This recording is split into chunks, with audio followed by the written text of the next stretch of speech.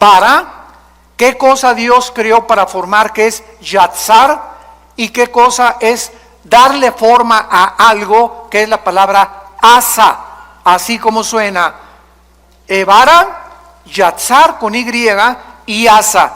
Si nosotros no conocemos estas tres palabras, entonces no vamos a entender, por ejemplo, por qué hasta el cuarto día Dios creó los cielos y la tierra. Y cuando alguien me dice eso, yo les digo, ¿en dónde dice eso? Porque en mi Biblia no lo dice. Como no, hermano, léale ahí, Génesis 1:14, dijo luego Dios, ¿qué cosa dice? No dice Dios creó, dijo luego Dios, haya lumbreras. Y esta palabra haya es la misma palabra hebrea, haya, que significa hacer o que se ponga algo en movimiento. Entonces, el sol y la luna ya existían. Dios no los creó en el primer día de la creación de nosotros, sino que en el mundo anterior de nosotros, el sol y la luna ya existían. Y el universo sufrió una especie de congelamiento para que cuando Dios volvió a recrear todo y a colocarlo en nosotros, Dios puso en movimiento lo que ya existía. Entonces, todas estas cosas escondidas y todas estas cosas maravillosas de la Biblia, las vamos a ir, por favor, estudiando, analizando, investigando con lupa, con microscopio, porque es ya tiempo que la iglesia de Dios pueda salir de la leche y ya podamos comenzar a comer algo mucho más sólido, que es la palabra de Dios. Ahora bien, para esto es muy importante que recordemos algo. Necesitamos aprender a pensar. Todos se quedan ahorita así. ¿Qué querrá decir con que yo necesito pensar? ¿Que acaso soy un mono o un simio? ¿No pienso o no razono? Bueno, cuando estoy diciendo necesitamos aprender a pensar, el pensamiento dentro de la filosofía griega o dentro de Sócrates, Platón, Demóstenes, etcétera, etcétera, significa no solamente pensar en algo, sino meditarlo, comerlo, asimilarlo hasta que tú lo entiendas. Y esta es la palabra que se usó en el hebreo, meditar. Salmo número 1. De día y de noche medita en este libro de la ley. Dios le dice a Josué, Josué 1:8 y 9, Josué medita día y noche, o sea, medita es la palabra que se usa para las vacas. Cuando una vaca come, tiene varios estómagos. ¿Sabían ustedes eso de las vacas? Entonces la vaca come la paja o la hierba y hace esto. Y le da, y le da, y le da, y le da, y después de 10 o 15 veces la pasa a los intestinos. Eso es la palabra meditar.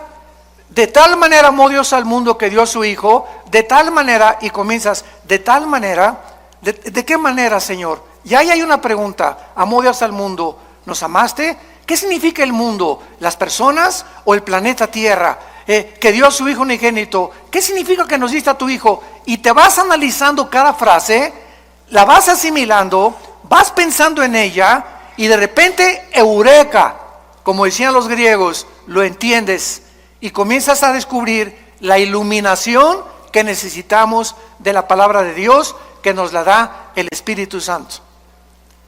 Entonces ya adquiere la Biblia vida a tu espíritu, porque has aprendido a leerla, y no basta leerla, hay que estudiarla, hay que meditarla, pensar en ella y hay que memorizarla.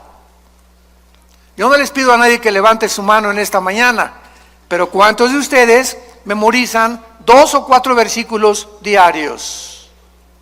Si yo te paso al frente de perdidas, ¿puedes decir de memoria el Salmo 23? ¿Ya de perdida?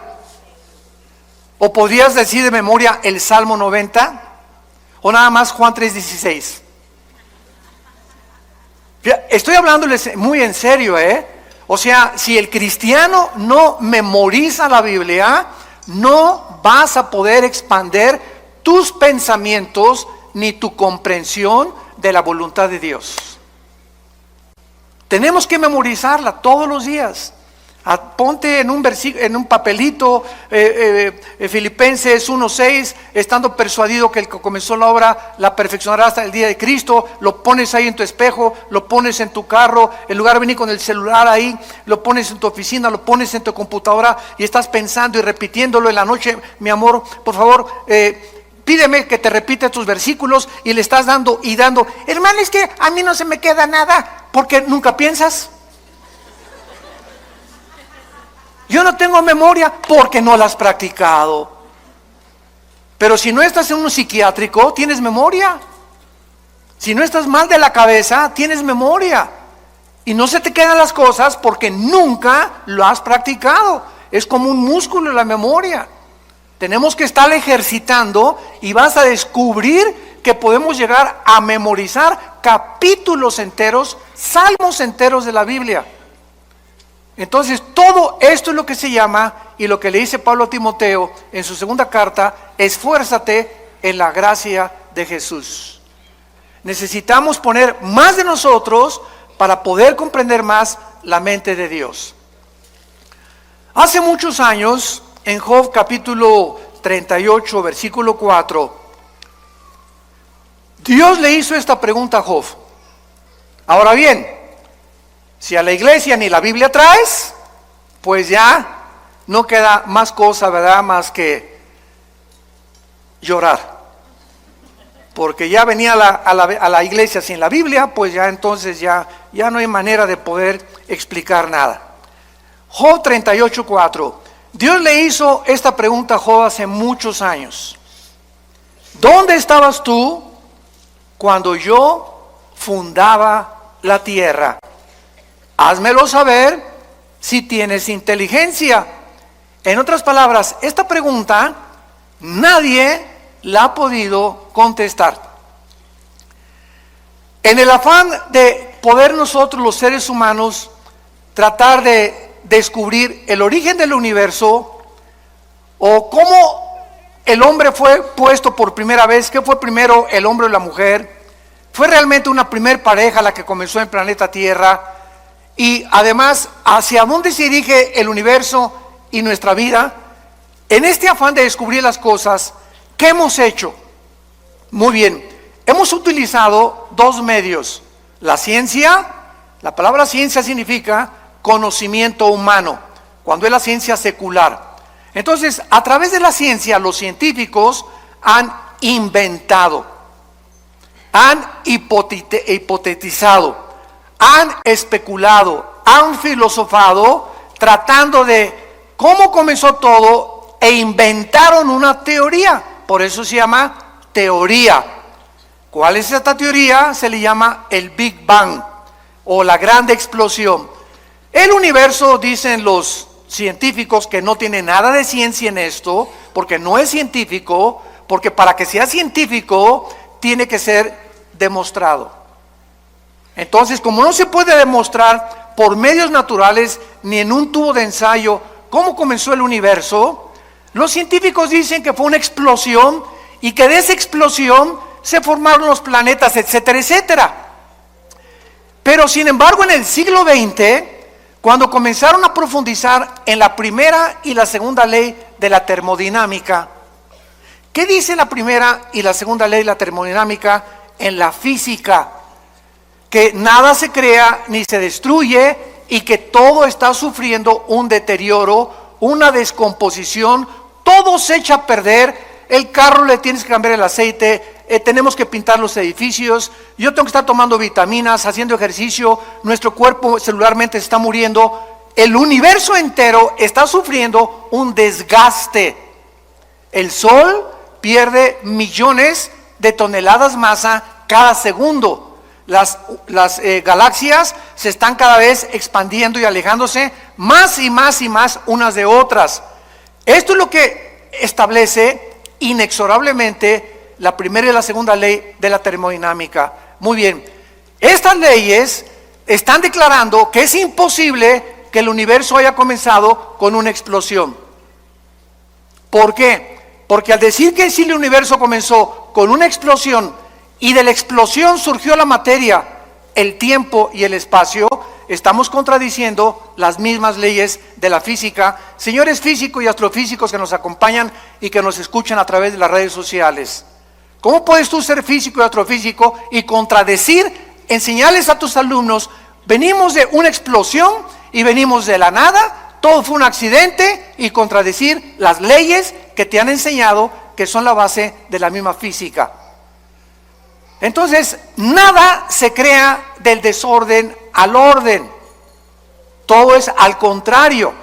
Si yo tengo una enciclopedia y recorto en pedacitos todas las hojas de la enciclopedia y las pongo debajo de un ventilador, ¿cuántos millones de años tomaría para que se pusieran de la A a la Z en orden? Yo les contesto, 10 a la 12ª potencia. Infinito, nunca se haría tal cosa. ¿Cuánto tardaría para poner a 3 changos en un piano para que sacaran la 9ª sinfonía de Beethoven? Nunca jamás podría ser eso, una certeza se podría alcanzar, nunca jamás. Entonces es imposible, y al mismo tiempo, si llegamos a la conclusión, todo surgió de una explosión. Muy bien, maestro, le voy a seguir la corriente a lo que usted me está enseñando. Usted me enseña que la materia surgió de la nada. Ahora, ¿la nada produce algo? La nada no produce nada. Y si comenzó con una explosión, ¿quién la produjo la explosión? Tuvo que haber un acelerador que haya producido eso, pero si no había nada antes de la explosión, ¿qué la produjo? Y seguimos esta línea filosófica y acabamos con la pregunta de los 64,000 pesos. ¿Y el pensamiento quién lo produjo? Virgen de María y José. ¿La materia produce el pensamiento? ¿La materia produce el pensamiento? Un pedazo de roca, un pedazo de materia produce el pensamiento y la conciencia humana. Entonces, ¿se dan cuenta que estamos pensando? Es a lo que me refería. Cuando comenzamos a aprender a pensar y a seguir la lógica elemental, que es la línea que se tiene que usar para poder llegar a una verdad, necesitamos aprender a pensar y no aceptar simplemente, pues venimos de chita, el universo fue hecho de una explosión, y en las universidades y en los museos se sigue enseñando esto y la gente nunca se para a pensar si es verdad lo que te enseñaron. Otro ejemplo, todos nosotros venimos de la religión popular, de aquí en México. Mis padres, ¿verdad?, eran sumamente religiosos. Mi hermano Alejandro y yo, que él me guió a Cristo a mí hace 43 años, éramos así de misa de las 6 de la mañana, muy religiosos. Y mi padre era una persona bastante culta, ¿verdad?, era ingeniero civil y era una persona que le gustaba mucho la filosofía también. Y un día me dijo esto: Armando, me voy a poner a pensar algo. ¿Es posible que nosotros los oremos y nos inclinemos ante las estatuas? Una vez me dijo papá, inclinarse ante una estatua, oye, hey, ¿me oyes? No, no oye. ¿Ve? Tampoco ve. ¿Se mueve? Tampoco. ¿Ante quién estoy adorando? Y me puse a pensar, porque mi papá me puso esa pregunta, diciéndome que realmente él no creía tampoco en lo que la religión le había enseñado. Ahora, ¿es posible que lo que nos enseñaron contradiga la Biblia? Cuando la Biblia dice que somos santos ya delante de Dios. ¿Y por qué las personas que pertenecen a estas religiones, síganme con mucho cuidado, no se ponen a pensar que lo que están aceptando es completamente cuestionable y es ilógico y no puede ser? Porque no queremos pensar.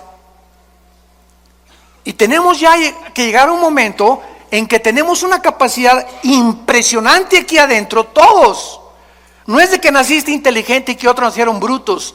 No, todos nacimos con un cerebro y todos tenemos la libertad de poder expandir lo que tenemos aquí, así, o así, o así, o cuando te mueras, como chinche, así te mueres. Con lo único que supiste, nunca quisiste pensar todo lo aceptaste de una forma deliberada y nunca quisiste obedecer a Dios, de meditar y leer la palabra de Dios. ¿Dónde estabas tú cuando yo fundaba el universo? Entonces el ser humano ha buscado la ciencia jamás, escúchalo, nunca, díselo a tu maestro, podrá demostrar el origen del universo. Porque para que sea científico, ¿qué cosa? Tiene que ser repetitivo. Ahora muy bien, por eso son teorías. ¿De dónde viene el ser humano? De chita. ¿Realmente venimos de los animales? ¿Puede un camello convertirse en un hipopótamo? ¿Puede una jirafa convertirse en un venado? ¿Puede un tiburón convertirse en una ballena? ¿Puede una bacteria convertirse en un microbio o un microbio en una bacteria o una bacteria en otra partícula microscópica del mundo microscópico? Esto contradice la genética. ¿Qué dice la genética ahora que descubrieron el ADN? 1954, los doctores Crick y Watson, que tenemos dentro un software en las millones de células de nuestro cuerpo, donde dentro de mi célula tengo una particularidad donde está escrito quién soy. Esto está tremendo.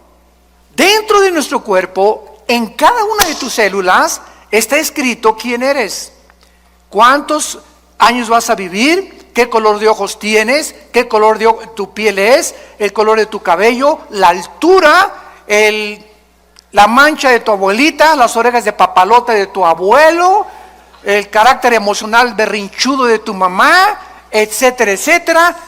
Todo eso está concentrado en el ADN, en el ácido desoxirribonucleico, ADN, dentro de nuestra célula.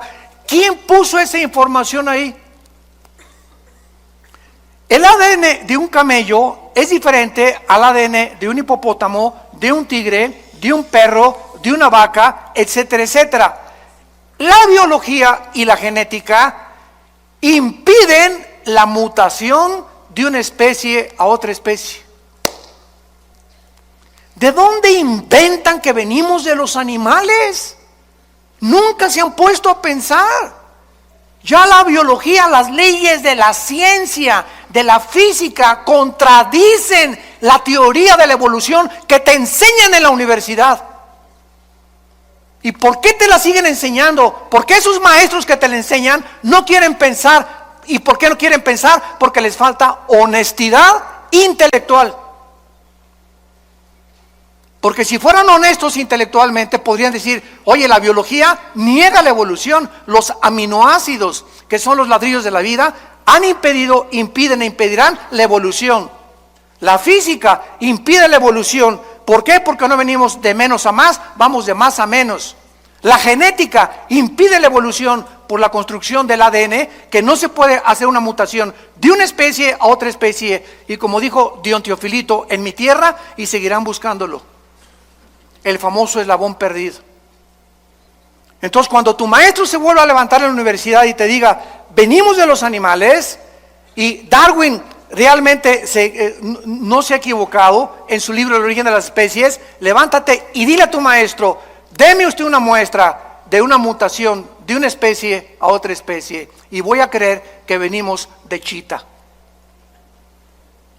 Pero se sigue enseñando. ¿Por qué se sigue enseñando? Porque no quieren pensar y porque saben que si se ponen a pensar van a acabar en la Biblia.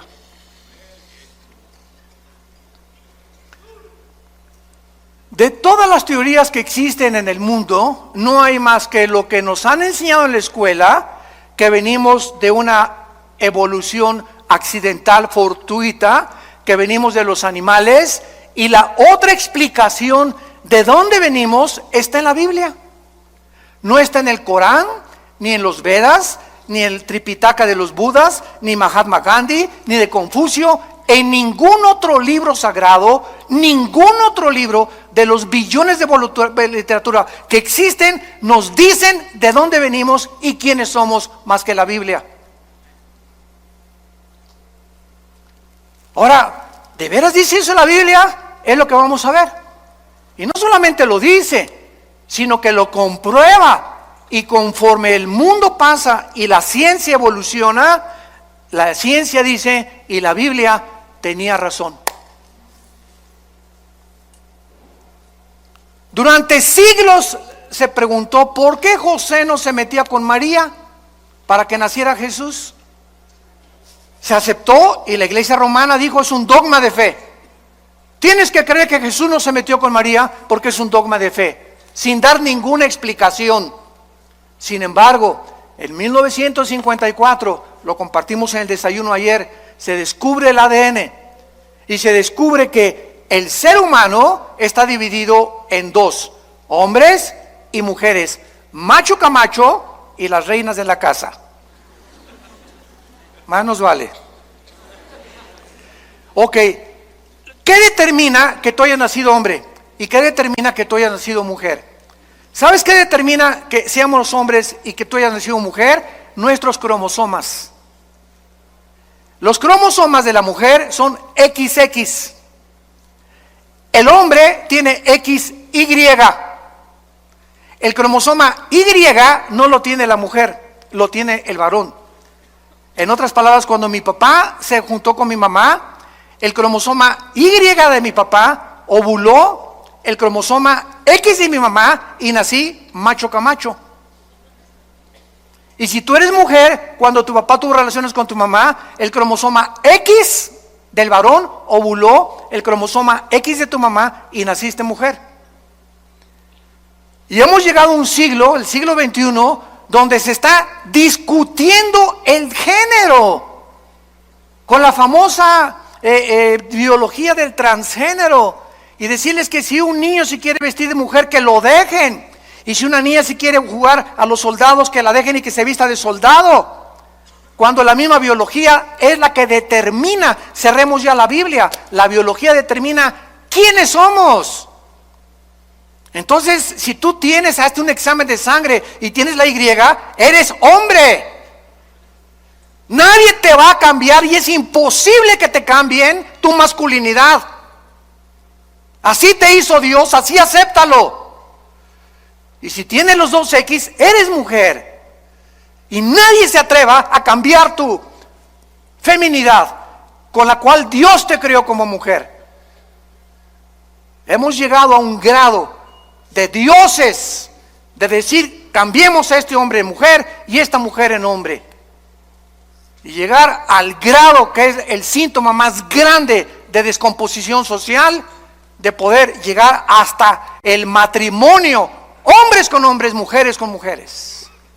Y destruir el patrón de la familia que tiene su origen en la Biblia y creer que ahora la familia es hombre, con niños, mujer y mujer con niños. Y la Biblia dice que la familia es un hombre con una mujer que fue la que parió a mis hijos y esa es mi familia delante de Dios.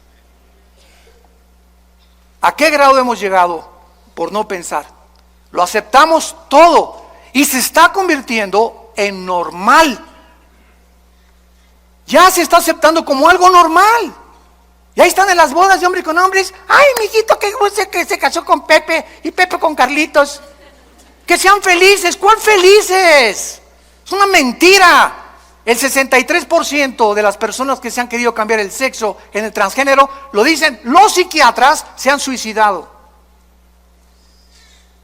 Cuando una persona pierde su identidad, lucha con demonios que tratan de robarte tu identidad y confundirte, y vienen las depresiones, vienen las luchas angustiosas de las emociones y los sentimientos, porque el diablo te está atormentando. Tienes que ser libre en el nombre de Jesús y aceptar como Dios te hizo.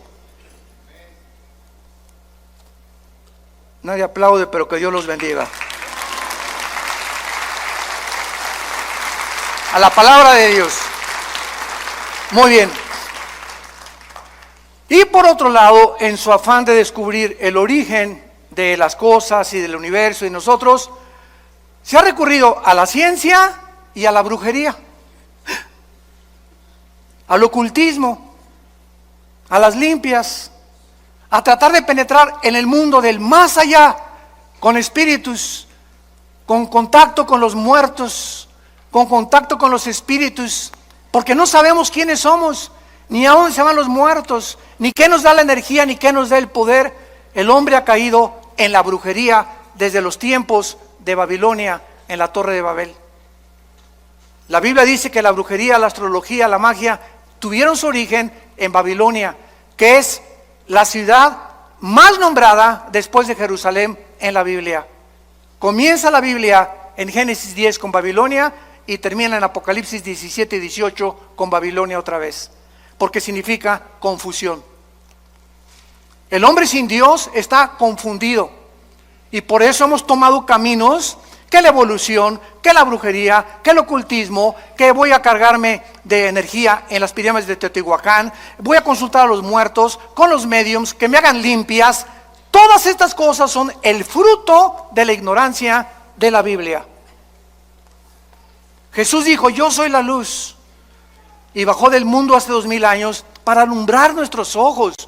Vivimos en un mundo oscuro, santos de Dios, damas y caballeros. Un mundo perdido, cada quien trae su rollo, cada quien por su camino.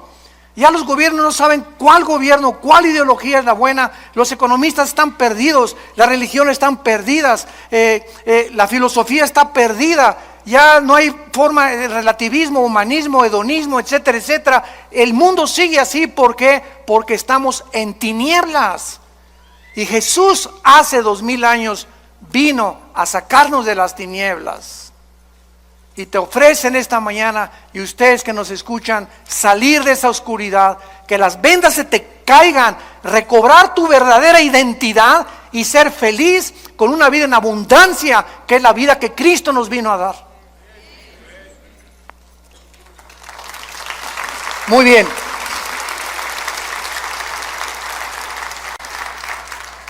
Ahora veamos nosotros, por ejemplo, en el libro de Tito, en la Biblia, que desde el principio Dios hizo una promesa desde que Él creó a entidades espirituales que no todos se llaman ángeles. Vamos a comenzar a aclarar términos.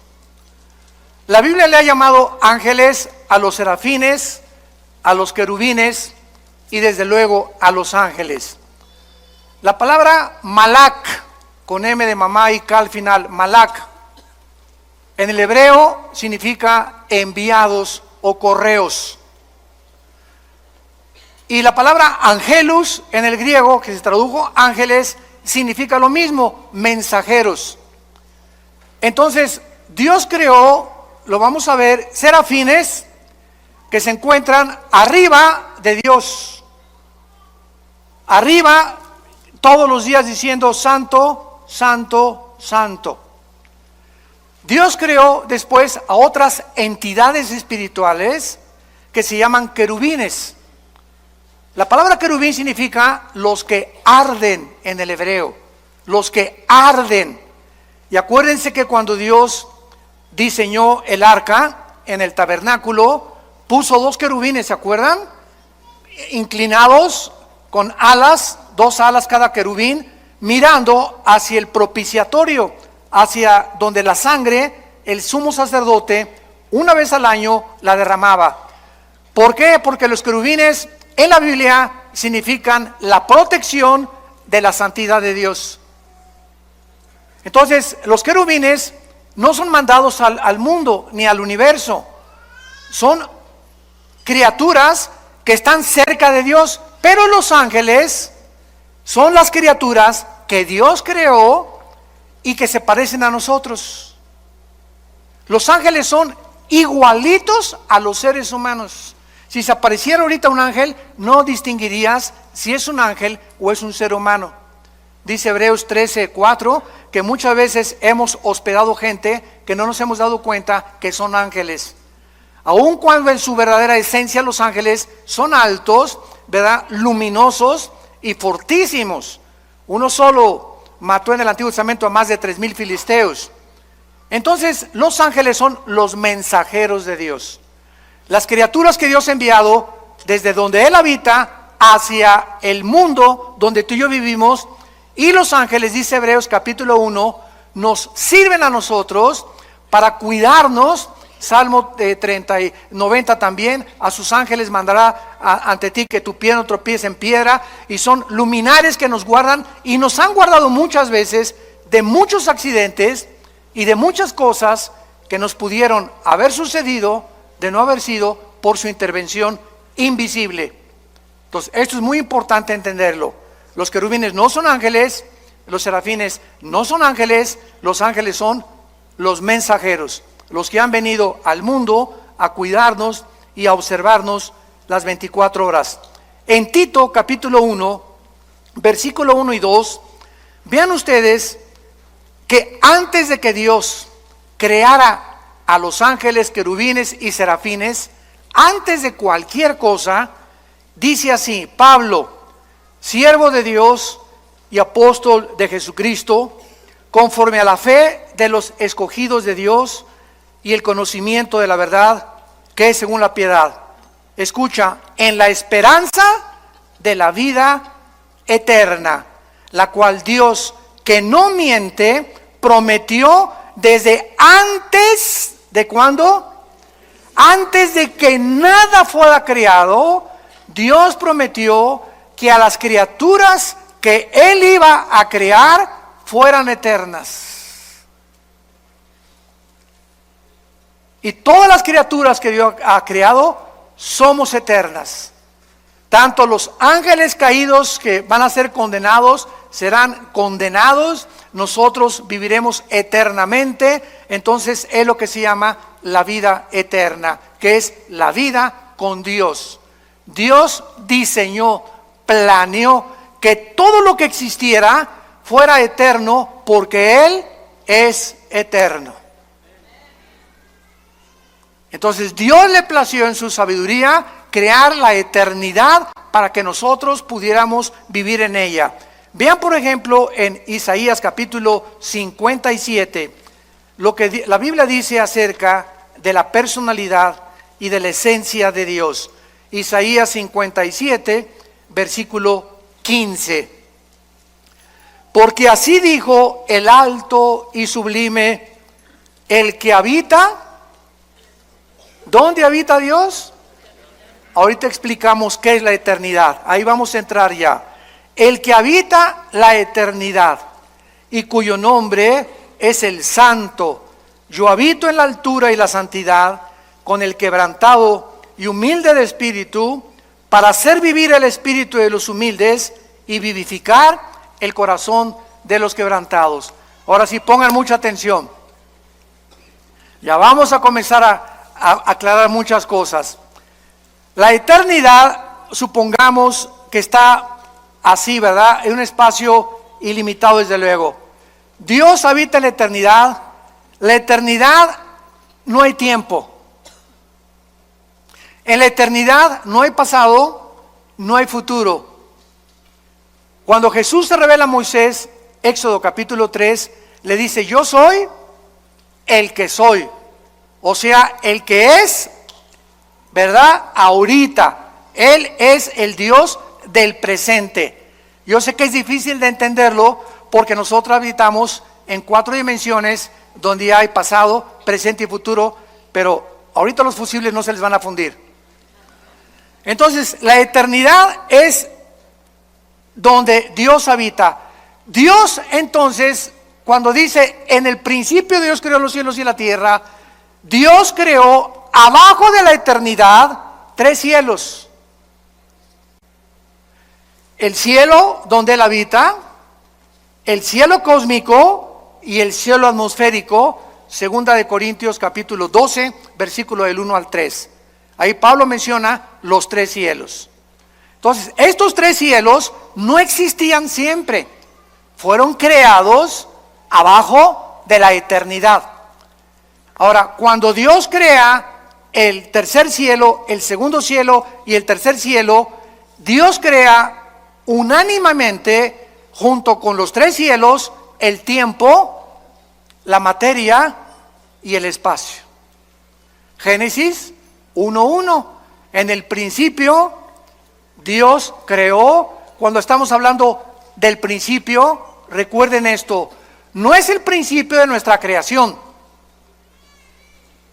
No es el principio de nuestra creación, porque es muy claro que los ángeles existían antes que nosotros, como lo vamos a ver. Fueron criados antes que nosotros. Entonces, cuando Dios dice, en el principio de Dios, ahí comenzó el tiempo, ahí comenzó la materia, ahí comenzó el espacio. Entonces, en este principio, síganme con mucho cuidado, ya estamos abajo de la eternidad. Comenzó el tiempo, el espacio y la materia.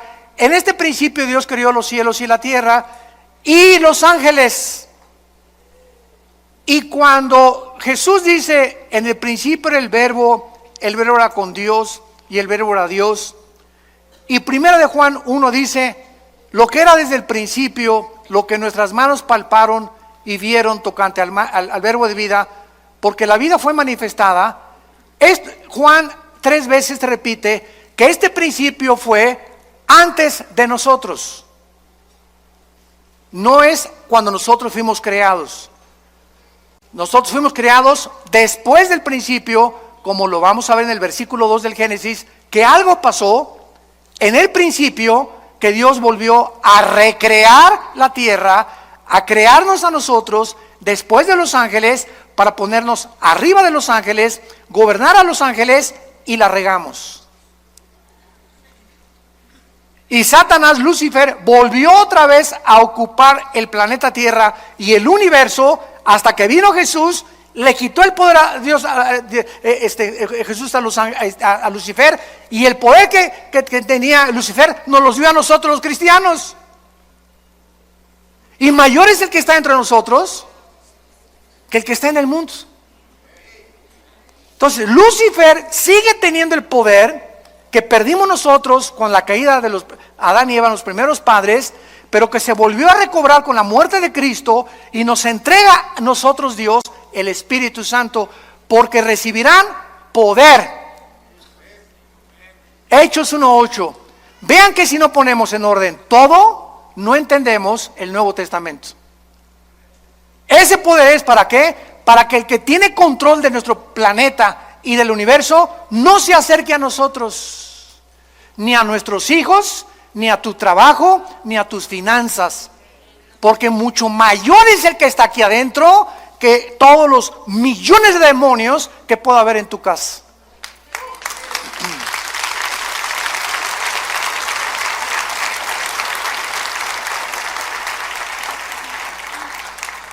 Ya, por favor, no digan, pastor, ¿puede venir a mi casa a echar el chamuco fuera? Pastor, oigo ruidos en mi casa, tengo mucho miedo, ¿puede venir a orar por nosotros a la casa? ¿Qué no sabes que tú tienes el mismo poder? ¿Pero por qué no lo sabes? Por la ignorancia de la Biblia. No la estudias, no la meditas, no la lees, no te ha iluminado el Espíritu Santo, el entendimiento para saber que en tu casa tú eres el sacerdote con tu esposa, y tú puedes llegar a tu casa y en el nombre de Jesús, aquí se va cualquier espíritu que no sea el de Dios, y aquí habita Jesús, y mi casa es tuya, Señor. Mi dinero en el banco no es mío, es tuyo. Todo lo que tenemos es tuyo. Cualquier daño que le quieran hacer a tus bienes, Señor, te lo hacen a ti, no a mí, porque me pongo a tu disposición, porque tú me hiciste, y de tu gracia damos y de tu gracia recibimos.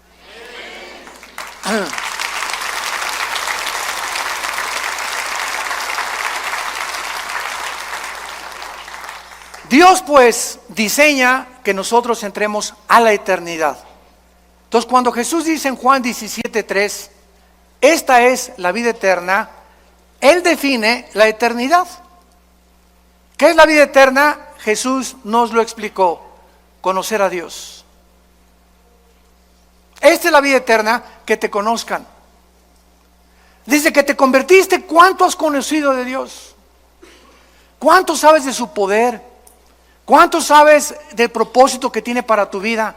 ¿Por qué vives con estrés todavía, con angustias, con desconfianza, con incredulidad? Ay, subió el peso y cayó el petróleo, hermano, ¿qué voy a hacer? Y si mi esposo se muere y no me da el seguro social, ¿qué voy a hacer? Entonces, ¿tu esperanza era tu esposo? ¿El petróleo? ¿El peso? Dios nos está viendo. Y dice 1 de Pedro que somos sostenidos por la fe mediante el poder de Dios. Entonces, cuando tú crees, activas el poder de Dios. En el momento que dices, Señor, gracias porque no dependo del dinero ni de mi esposo, ni del diputado, ni de mi amigo, ni del próximo gobierno, ni tampoco mi felicidad depende de si mi esposo me hace feliz, o mi esposa me hace feliz, o mis hijos me felices. Todo depende de ti, de mi relación contigo. Cuando Dios ve esa confianza, te llena de su poder. Y tienes la capacidad de volverte más que vencedor. Porque sin fe es imposible agradar a Dios. ¿Me están siguiendo? Estamos pensando. Muy bien. Dice en primera de Juan capítulo 2, y explicando también la eternidad, porque es importantísimo antes de pasar y profundizar más. Primera de Juan 2:25. Y esta es la promesa que Él nos dio otra vez, la vida eterna. Cuando yo oigo que hay cristianos que dicen que la salvación se pierde, les digo, ¿ya pensaron lo que están diciendo? Es que hay 5 pasajes en el Nuevo Testamento que parece que se pierde la vida eterna. Parece contra 200 que te dicen que no se pierden. Y de esos pasajes que parece que se pierde la vida o que se pierde la salvación, son completamente mal interpretados, lo han sacado fuera de contexto porque no los han estudiado a la luz de las demás partes de la Biblia. ¿Qué es la vida eterna o vida temporal? ¿Cuál es la diferencia? ¿No sabes cuál es la temporalidad? He venido para darles vida temporal.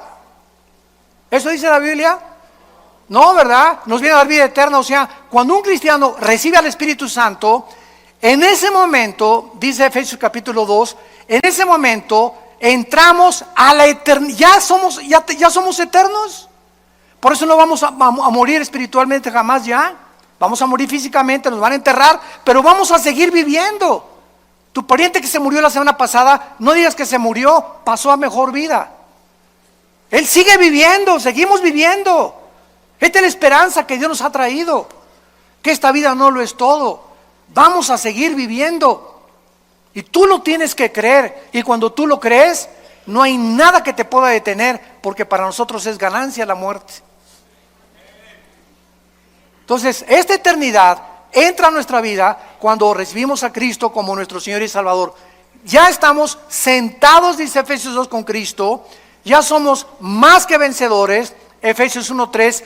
Ya hemos sido bendecidos con toda bendición espiritual. ¿Qué significa esto? Que ya no le puedo decir a una persona, Dios te bendiga. No hay ninguna parte del Nuevo Testamento donde diga, Dios te bendiga. Porque dice la Biblia en Efesios 1:3 que ya hemos sido bendecidos. Entonces yo le digo, que la gracia y la paz sea contigo. Lean todas las cartas de los apóstoles y jamás dicen que Dios los bendiga. ¿Por qué? Porque ya estamos bendecidos. En otras palabras, ¿tú crees que por decirme Dios me bendiga me va a bendecir? No, ¿verdad? Me va a bendecir si yo ando camino con Él, no porque tú me lo digas. Y menos una persona que no es cristiana, Dios te bendiga. Mentiras, nunca lo va a bendecir. Al contrario, mientras él no reciba a Cristo, su vida irá de maldición en maldición. De botella en botella, de droga en droga, de cine en cine, de teatro en teatro, buscando siempre y sin encontrar. Las bendiciones entran a nuestra vida cuando aceptamos a Cristo como nuestro Salvador. ¿Se dan cuenta cómo tenemos que ubicarnos en tantas cosas en la cristiandad? Y entender qué es lo que realmente Dios quiere decirnos a nosotros. Dice en 1 Juan capítulo 5, versículo 10, el que cree en el Hijo de Dios tiene el testimonio en sí mismo. El que no cree a Dios le ha hecho mentiroso, porque no ha creído en el testimonio que Dios ha dado acerca de su Hijo. Y este es el testimonio que Dios nos ha dado, vida temporal. ¿Eso dice? Vida eterna, para siempre. Nadie jamás nos las puede quitar. Nadie nos puede separar, ni pobreza, ni desnudez, ni demonios, ni ángeles, ni nada. ¿Y qué pasa si me quiero yo alejar de Dios? De la oreja te trae de regreso. Lee el capítulo entero de Hebreos capítulo 12. Dios al que ama y se le brincan las trancas, a esos chivitos que se le brincan las trancas, va y les rompe la pata para que regresen heridos al rebaño. Pero es preferible, dijo Cristo, que pierdas el brazo y pierdas las piernas y te quedes ciego o tengas una enfermedad, a que entres entero al infierno. Somos propiedad de Dios. Nadie nos puede arrebatar la vida eterna. Nadie.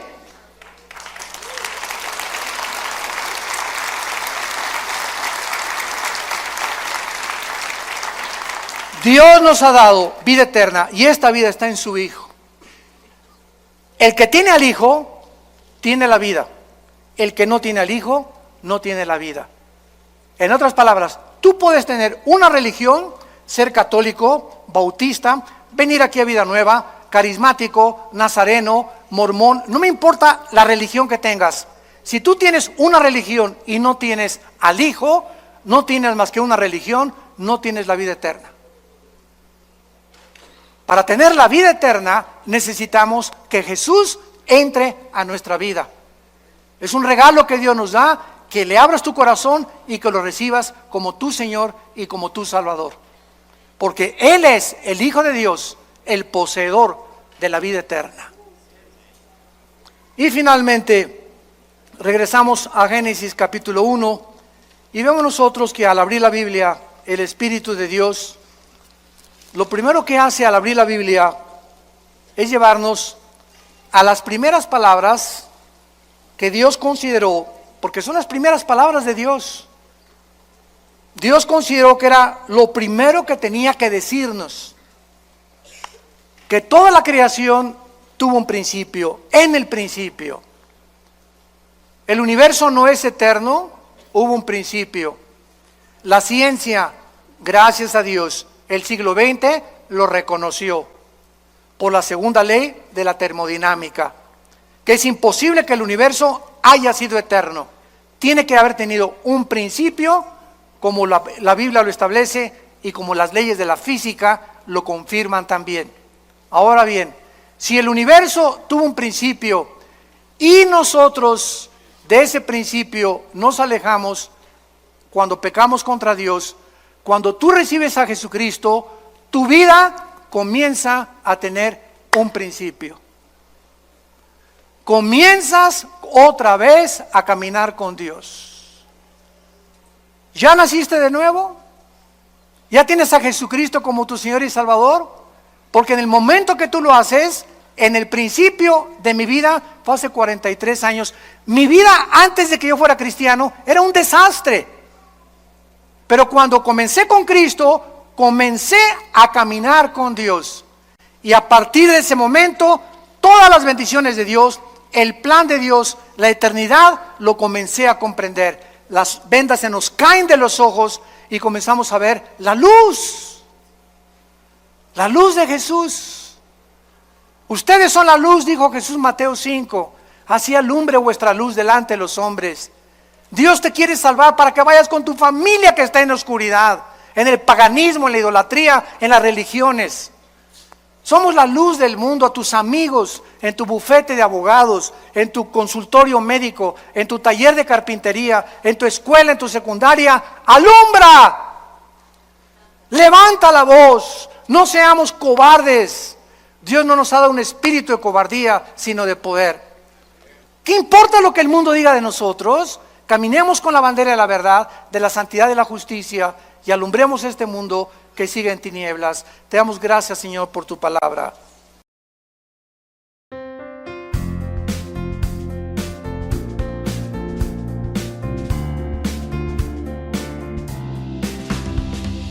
Every little thing related to you make me smile.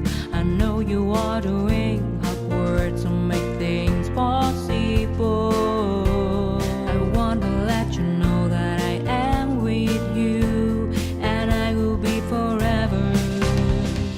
Every little thing related to you make me smile.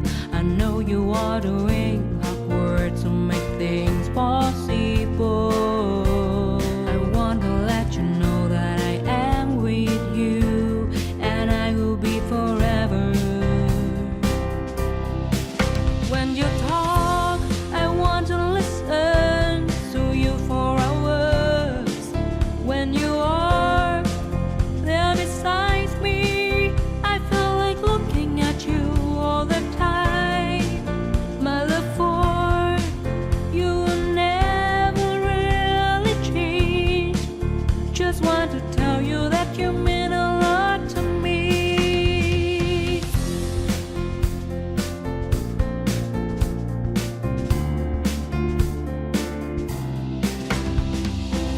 every little thing